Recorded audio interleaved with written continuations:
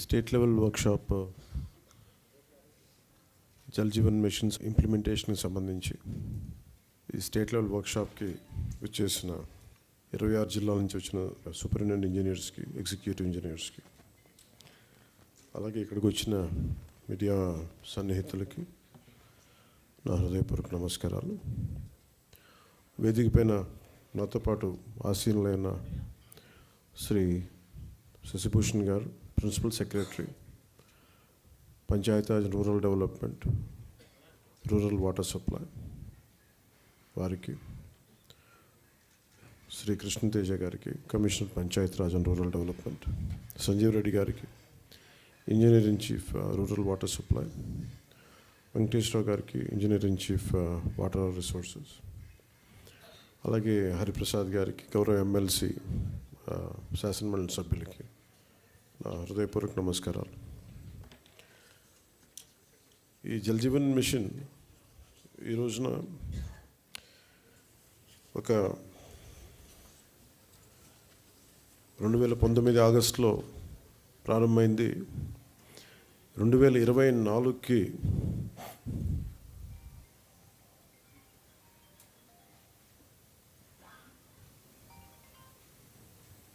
క్షమించాలి 2024కి దీన్ని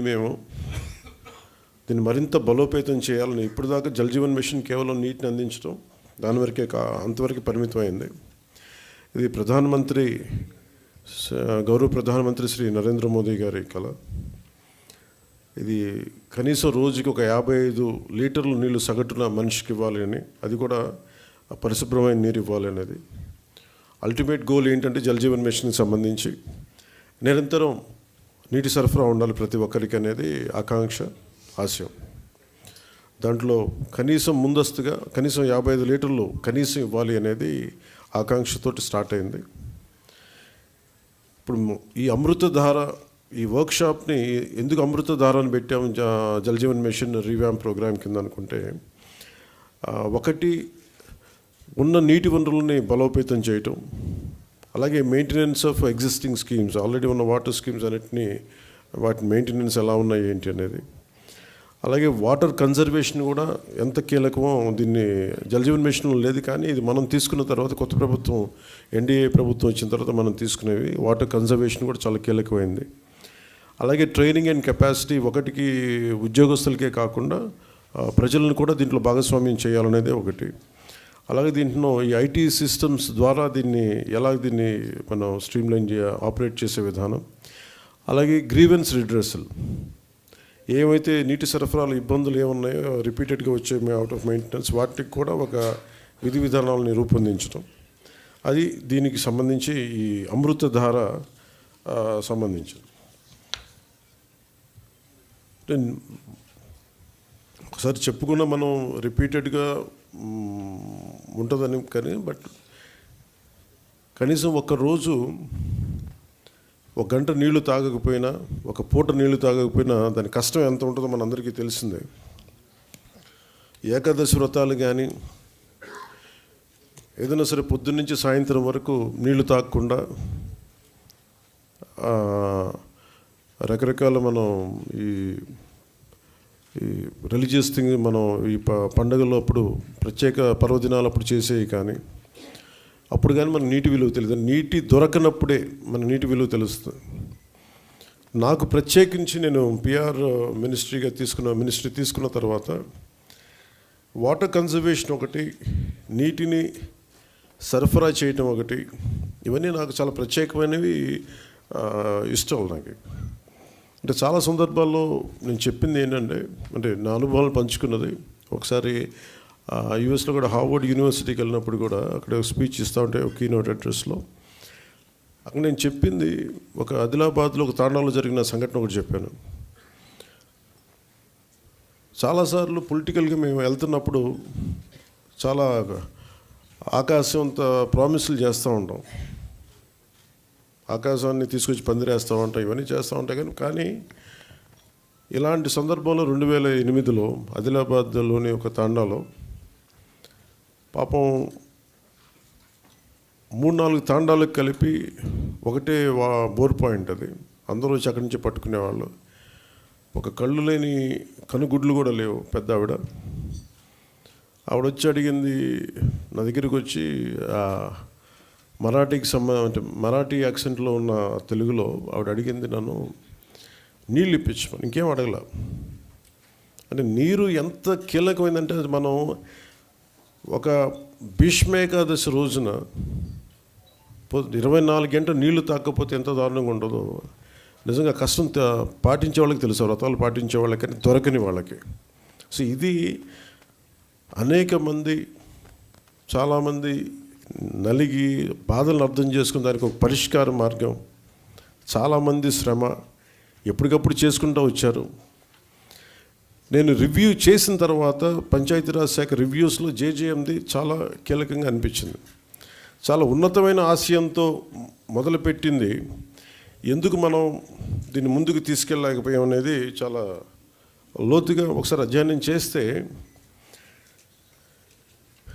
అసలు 2019లో కేరళ మనకి మన కేంద్ర ప్రభుత్వం దీనిని ప్రతి రాష్ట్రాలకి మీకు ఎంతెంత అవసరాలు ఉన్నాయని, మీ నీటి అవసరాలకి ఈ సగటు పర్ క్యాపిటల్ కన్సంప్షన్ ఎంత ఉంటుంది, దానికి ఎంత కావాలి మీకు డబ్బులను అడిగితే, ఉత్తరప్రదేశ్ 1.5 లక్షన్నర కోట్లు అడిగింది, మధ్యప్రదేశ్ 83,000 కోట్లు అడిగింది, గుజరాత్ 32,000 కోట్లు అడిగింది, కేరళ 45,000 కోట్లు అడిగింది.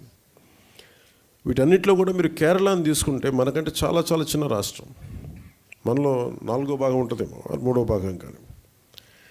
అలాంటి కేరళ 45,000 కోట్లు అడిగితే గత ప్రభుత్వం జల్ జీవన్ మిషన్కి వాళ్ళు అడిగింది 26,000 కోట్లు మాత్రం అడిగారు. 26,000 కోట్ల, ఇంకా ప్రిసైజ్గా చెప్పాలంటే 26,000 కోట్ల 823 26.8.23 crores 0.94 ఎగ్జాక్ట్గా అడిగింది. కానీ వాళ్ళు మంజూరు చేసింది 4,787.10 కోట్లు. ఇది కూడా దేనికి అని అంటే, వీళ్ళు పూర్తిగా డబ్బులు ఇవ్వలేకపోయారు, స్టేట్ షేర్ ఇవ్వలేదు వీళ్ళు. దానివల్ల మనం పూర్తిగా అవైల్ చేసుకోలేకపోయాం, సద్వినియోగం చేసుకోలేకపోయాం. దాంట్లో కూడా మీరు వెళ్ళి చూస్తే బేసిక్గా జల్ జీవన్ మిషన్ మన కేంద్ర ప్రభుత్వం, మనం సిఆర్ పాటిల్ గారి దగ్గరికి వెళ్ళి నేను మాట్లాడితే వాళ్ళందరూ అడిగిందంటే, మీ గత ప్రభుత్వం మీరు చేసినవన్నీ చాలా అబ్సర్డ్గా ఉన్నాయి, మేము అడిగింది ఏంటంటే పర్మనెంట్, అంటే ఒక సస్టైనబుల్ వాటర్ సోర్స్ నుంచి రావాలి. అంటే బేసిక్గా వాళ్ళు అడుగుతుంది ఏంటంటే, మీకు రిజర్వాయర్ నుంచి నీళ్లు తీసుకుంటేనే ఇది ఇస్తుంది, మీరు పైప్ లైన్కి మేము ఇవ్వం, మీరు రిజర్వాయర్ నుంచి తీసుకొని మీరు అది ప్రజలకు ఇవ్వాలి, అంతేగాని గ్రౌండ్ వాటర్ నుంచి కాదు ఇదని చెప్తే. కానీ గత ప్రభుత్వం చేసిందంతా ఏంటంటే, మన అడిగిన పర్పస్ ఏంటంటే, కేంద్ర ప్రభుత్వం ప్రాజెక్ట్ ఇది రిజర్వాయర్ నుంచే తీసుకోమని చెప్పింది. కానీ గత ప్రభుత్వం ఈ 4,000 కోట్లకు కూడా, ఎందుకంటే మనం కొత్త ప్రభుత్వం వచ్చాక దాదాపు 700 కోట్లు మనం తీసుకున్నాం, మనం చేసిన మనం తీసుకున్నది.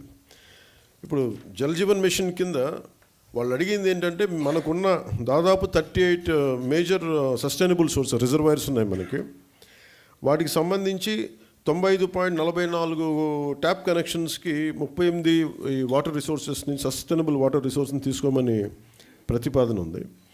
కానీ గత ప్రభుత్వం ఏం చేసిందంటే 4,000 కోట్లు కూడా గ్రౌండ్ లెవెల్లో చూస్తే కంప్లీట్గా కేంద్ర ప్రభుత్వం నిబంధనలకు వ్యతిరేకంగా చేశారు. ఏదో 1-2 స్కీములు తప్ప మిగతావన్నీ కూడా, అంటే ముందు పైపులు కొనేశారు. ఫస్ట్ ఎక్కడైనా సరే మనం నీటిని ఎక్కడి నుంచి తెచ్చుకుంటాం అనేది గుర్తించడం మానేసి ముందు పైపులు వేసేసారు.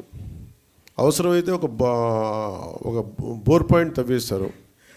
అలా ఇచ్చేస్తే ఇక్కడ మీకు చూపించదలుచుకుంది ఈ ఈ 2 మ్యాప్స్ ఉన్నాయి ఇక్కడ. యాక్చువల్ జల్ జీవన్ మిషన్ తాలూకు ముఖ్య ఉద్దేశం ఇది. 38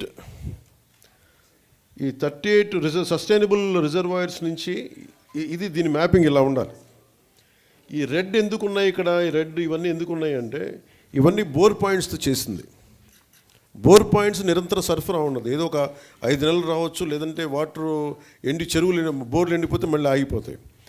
సో ఇట్లాగా వీళ్ళు 4,000 కోట్లు ఖర్చు పెట్టినా కానీ వాస్తవానికి అవి ఏవి పనిచేసే పరిస్థితిలో లేవు. సో దిస్ ఇస్ 4,000 కోట్లు దుర్వినియోగం అయిపోయినట్టుగా మనం భావించవచ్చు.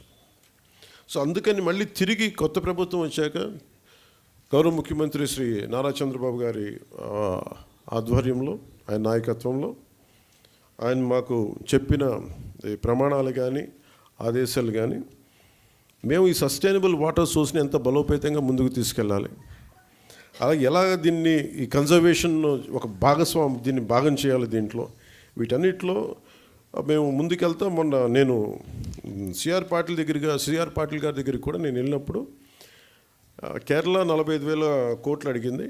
మేము అడుగుతుంది కనీసం మాకున్న రాష్ట్రానికి మాకున్న పరిధి కనీసం ఒక 70,000 కోట్లు మాకు మంజూరు చేయమని నేను ప్రతిపాదించాం. రాష్ట్ర ప్రభుత్వం తరపు నుంచి ప్రతిపాదిస్తే వాళ్ళు అడిగింది ఏంటంటే, మీరు కంప్లీట్ డీటెయిల్డ్ ప్రాజెక్ట్ రిపోర్ట్ తీసుకొని ఎందుకు మీకు 70,000 కోట్లు ఖర్చు అవుతుంది, అది మొత్తం వివరాలు ఇవ్వమంటే మేము ఆ క్రమంలో ఉన్నాం. ఐ థింక్ అది శశిభూషణ్ గారు చెప్పాలి. అది ఆల్మోస్ట్ ఇప్పుడు మనం వచ్చి జనవరి నెలాఖరికి కంప్లీట్ డిపిఆర్ తీసుకొని జలశక్తి మినిస్టర్ గారికి దీన్ని ప్రతిపాదన పంపిస్తాం. కానీ మేము ఏమనుకున్నామంటే, ఇక్కడున్న టీం కూడా చాలా ఎఫెక్టివ్ టీం, అందరూ తప్పనప్పటి ఏదో చేద్దాం అనుకున్నది. దాంట్లో భాగంగానే ముందు మేము ఏం చేసామంటే, నేను అడిగింది ఏంటి అంటే, అసలు మనకి గత 4,000 కోట్లు ఖర్చు పెట్టామని చెప్తున్నారు, అసలు దీని మీద మీరు నేను ఏ ఊరికి వెళ్ళినా ఎక్కడికి వెళ్ళినా మాకు నీళ్లు రావట్లేదు, పైప్ వేసారు కానీ నీళ్ళు రావట్లేదు అనేది ఏ జిల్లాకి వెళ్ళినా నాకు వచ్చే ఒక కామన్ కంప్లైంట్. సో అందుకని నేను రాగానే అడిగానంటే, ఒకే రోజున తక్కువ రోజుల్లో కానీ అసలు ఎన్ని గృహాలకి వీళ్ళు ఇచ్చారు, ఎన్ని గృహాలకి వీళ్ళు ఈ నీళ్ళు వస్తున్నాయి, ఏ స్థాయిలో వస్తున్నాయి మీరు ఒకసారి చేయమని చెప్తే, చాలా ఒక యుద్ధ ప్రాతిపాదికన దాదాపు ఒక 3-4 వారాలు చేసాం. మేము ఒక రోజులో 2 రోజులు చేద్దాం అనుకున్నా కానీ ఉన్న పరిమితులతోటి చాలా ఒక డీటెయిల్ సర్వే చేస్తే, పల్స్ సర్వే ఒకటి చేస్తే వీళ్ళు చెప్పింది ఏంటంటే, జల్ జీవన్ మిషన్ వాళ్ళు గతంలో ఇచ్చిన ప్రకారం 95.44 లక్షల కుటుంబాలకి గాను మేము వాళ్ళు 70.4 లక్షల గృహాలకి నీటి కుళాలు అందించబడ్డాయి. ఇంకా 25.40 లక్షలు నీటి కుళాలు ఇంకా ఇవ్వవలసిందనేది గతంలో తెలియజేసింది. కానీ ఈ పల్స్ సర్వే ప్రకారం మేము చేస్తే దీంట్లో 85.22 లక్షల కుటుంబాలకు గాను కేవలం 55.37 లక్షల గృహాలకి నీటి కుళాయిలు అందించబడ్డాయి. 29.85 లక్షల నీటి కుళాయిలకి ఇంకా ఇవ్వవలసి ఉందనేది ఈ డిఫరెన్స్ కూడా మనకి దీనివల్ల బయటకు వచ్చింది.